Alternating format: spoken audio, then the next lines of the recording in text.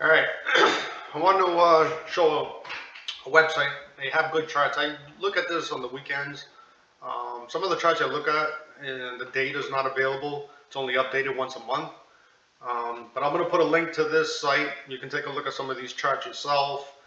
If you come over to the right hand side here. There's usually some good articles you can read, good commentary you can read. It's different authors reading it, so you can get people who are bullish, people who are bearish, and I mean, look at this title: "Equity prices are not in a bubble." Well, and then you'll get other people. The crash is coming. I mean, you can read both sides of the cases and then kind of come up with your own decision. But I'm going to show a couple of charts on this. This one's interesting. S&P 500 monthly closes using the 10 and 12 day monthly moving averages. So then use the monthly moving average as a signal of when to be in or out of the market. So you can see right here, all the red dots is when you would have been out of the market. So you would have missed the 2000 crash. And keep in mind, this is the S&P 500. The NASDAQ it had a more drastic crash since it's more tech heavy, and that's why it crashed, the dot coms. But you can see there was 1 month that you would have been in.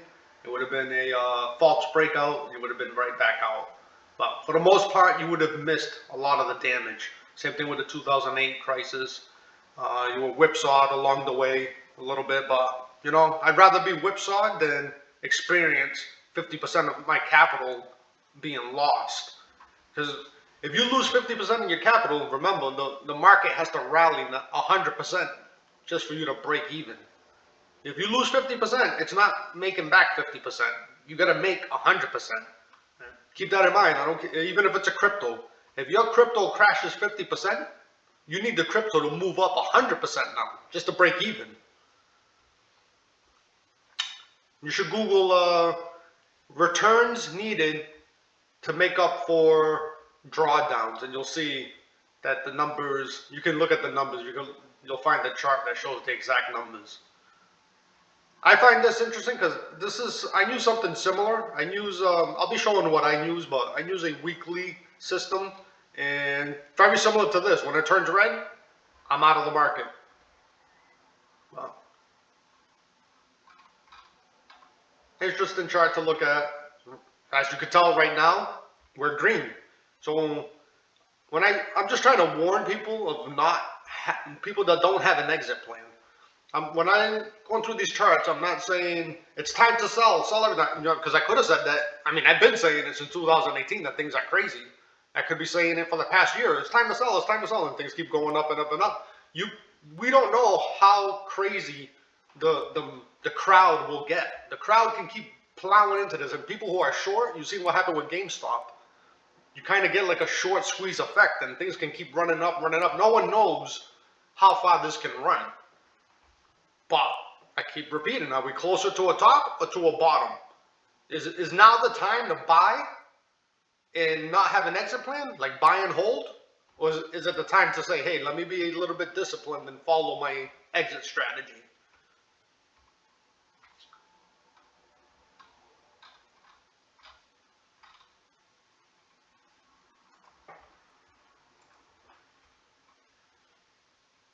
So there's some interesting charts here. You get GDP data, you'll get housing data, pending home sales, durable goods. Here's your Bitcoin charts, your cryptocurrency charts, new home sales. I do find this one interesting. Population adjusted miles traveled. We still haven't really rebounded from miles traveled. I mean, we peaked out in 2005. We've been going, the trend has been down on miles traveled. But yet, here we are, gasoline is already broke its 2015 high.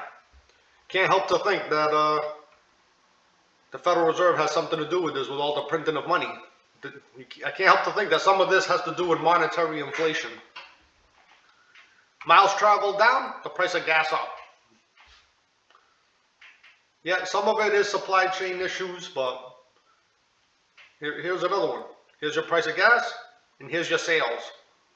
Sales down, price up. I don't know. Could it be monetary inflation we're seeing?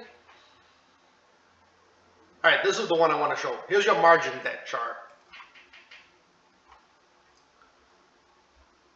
And here's the title, Margin Debt in the Market's up another 3% in April. Continues record trend. So the red line here is the amount of margin. The amount of money people are borrowing from their brokers to buy stocks. They'll pay interest on the money borrowed so that they can buy more stocks. So you can see in 2000, look at this last surge on margin debt. Like this was the last, I gotta get in, let me borrow money, do whatever I have to do to jump in this market. And sure enough,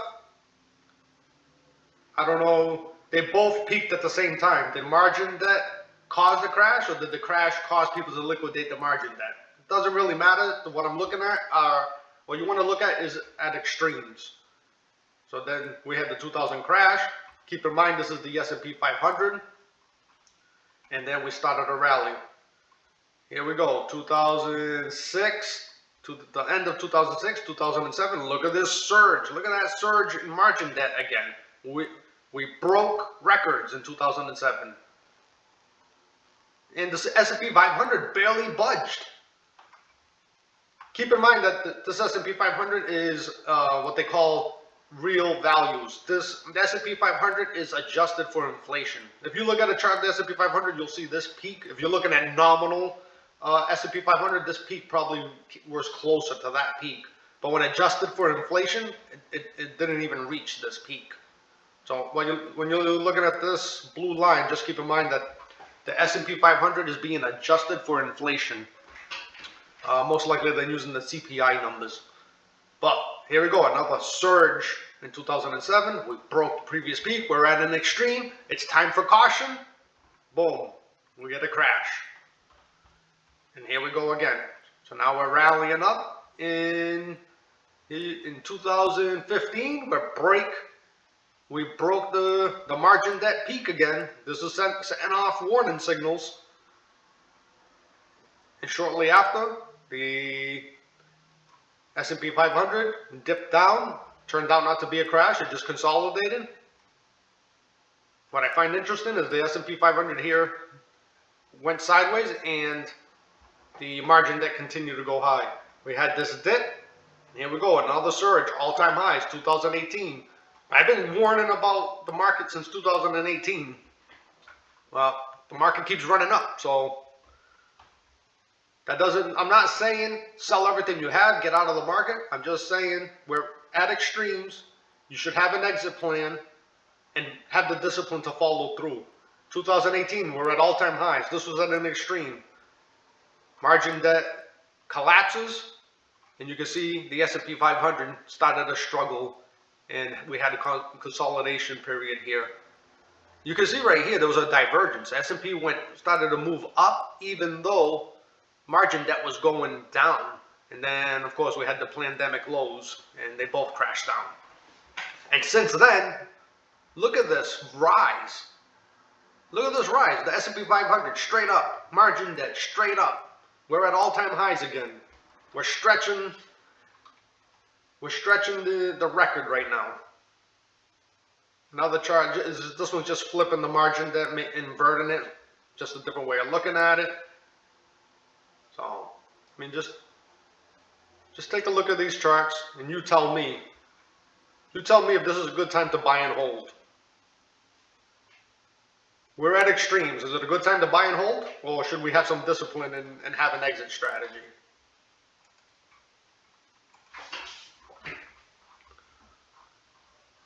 What I really want to show is some of the value indicators, like the Q ratio. The data is only updated every month, so I got to scroll down quite a bit to find it.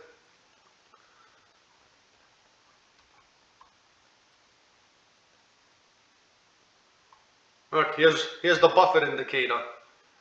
I mean, guys, you come here and look at this and tell me what you think. We're at all-time highs. We've surpassed the 2000 peak. like, I expect things to get stretched because the Federal Reserve has cut interest rates so low. Interest rates were around 6% in the 2000 peak. Right now, the 10-year note is at 1.6, somewhere around there. So everybody is forced to take on more risk if they want to make money. So I do expect things to reach a further extreme than 2000 because we have people chasing returns. But I mean, we're at extremes now. So I mean, take a look at the Buffett Indicator. Here it is. Here's the Q ratio. So let's take a look at the Q ratio. There's a good book written by James Tobin. It's called Anatomy of a Bear. I'll put a link to it below. If you want to know more about how he came up with that ratio and the history of it, it's a good read. It's not a long book, but basically every time this ratio has hit 0.32, let's say, it was the buying opportunity of a lifetime. So you can kind of see over here, we had the bank panic of 1907. Stock market went into a bear market, reached an extreme low, buying opportunity of a lifetime. 1929 go-go years, rallied up. We reached 1. Once you reach somewhere around 1, it was usually a good time to sell. 1929 crash, brought it right back down, had another rally. 1949, the end of the World War. Everybody was about to get euphoric. 0.32, good buying opportunity. We had a rally. So you just see things run in cycles. You get long bull markets, then a bear market. And here we go. So we know the Federal Reserve, right around 1971, abandoned the gold standard. This was when Nixon said that they weren't going to honor the dollars being backed by gold anymore. And 1982 pretty much marked the bottom of the market. And look at this rally. And look at the extreme. Could it be that a lot of money started to be printed and it funneled its way into the stock market? We never got this extreme before. I don't know. Could be that starting from 1971, the dollar wasn't backed by gold anymore. But there you go. You see this extreme, the dot-com, the madness, and then we get a crash. And what I find interesting here is that the 2008 financial crash only brought the value of the market to the mean. We didn't even get to a bargain. We didn't even get to a buying opportunity in a lifetime. We may never see that again because the money's being printed at such an extreme rate. And today we're at 3.27. Look at this. If you use fundamentals and you're using values, like, we're at extremes. I would think, I don't use fundamentals, but I would think it'd be hard to find a fair value company right now.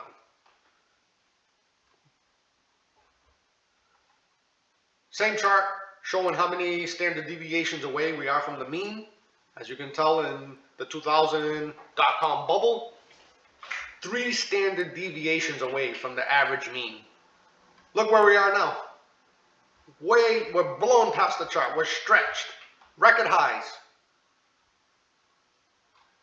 Again, I'm just going to keep repeating. Is it a good time to buy and hold? We're stretched, extreme highs. So you can, not this, right here, the mean and the regression here, you can kind of see we go through periods of underperformance. We'll go above it, overperformance, but you know, you have periods of underperformance. We had this chunk here of overperformance, underperformance. We're just right now, the cycle's up. Everything is running in cycles. The cycle's up. I mean, is it hard to imagine that the S&P 500 pulling back just to the average of the past 100 years? Is that so hard to imagine? Or do you look at this chart, do you keep seeing this thing going up and up and up and up and up with no pullback? Even the pandemic crash, look at that, just a little blip, didn't even make it to the average. So just take a look at some of these charts. Show one more. I think it's a good chart to look at. Got some good charts to look at here. Check it out on the weekends. It's not something you don't have to pore over this on a daily basis, but it gives you an idea of the bigger picture of where values are. Like I always say, I always like to look at the extremes. We're at extremes right now.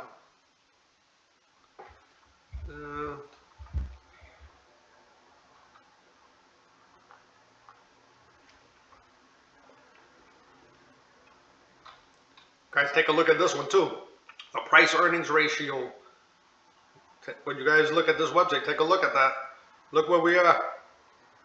The 2007 peak, we were here. The 1929 peak, we were here. We are now here. Pretty soon, we're going to be taking out the tech bubble peak.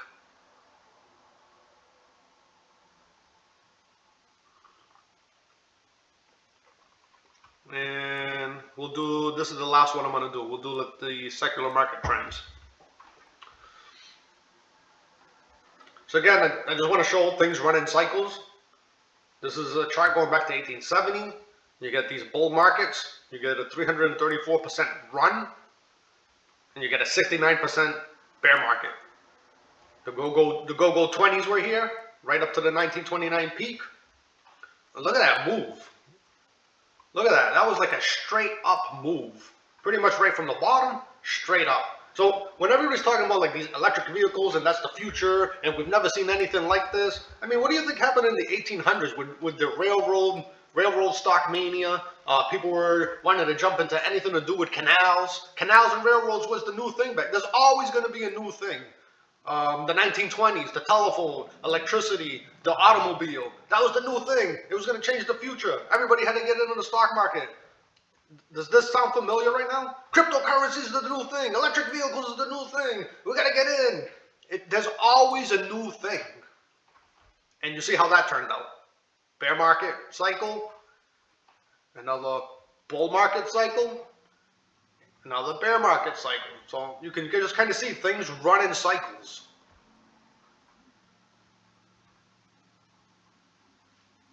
This one's showing the average mean. And it's showing how far above the average mean where we are. So you can see in 1929 we reached 79% of the average mean.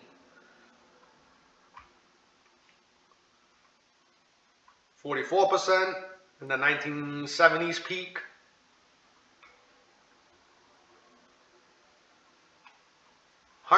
The dot-com bubble, we reached 123% above the average mean. We are now at 170%. So over 100 years worth of data, we are at records. So again, we're at extremes. Same chart, just showing a top and bottom channel. We've blown past that top channel. Every other time, you know, we've stayed within the channel. I would assume that this is one standard deviation, but you can see we've stayed within the channel. Right now, we are blown past that top channel. So, if you think stocks are going to keep going up and up and up for the next 10 years, buy and hold. If you look at these charts and it tells you now's a good time to buy and hold, go for it. I'm going to leave it at that, but I'll put a link to this. Check out the charts. Come up with your own conclusions. And like I said, I'm not saying, because just looking at these charts, you could have said the same thing in 2017, 2018. I'm just saying we're closer to a top than we are a bottom. You need to have some type of exit strategy and have the discipline to follow it. Because when the stock market dips and everybody's buying the dip, I don't know if it's a dip or if it's the crash. So if I knew, then of course when the thing dips, I would put all my money in the dip. I would buy the dip. But a dip might turn into one of these bear market cycles. So I don't know. I think we're closer to a top. I think now's the time to proceed with caution. And I'm going to leave it at that.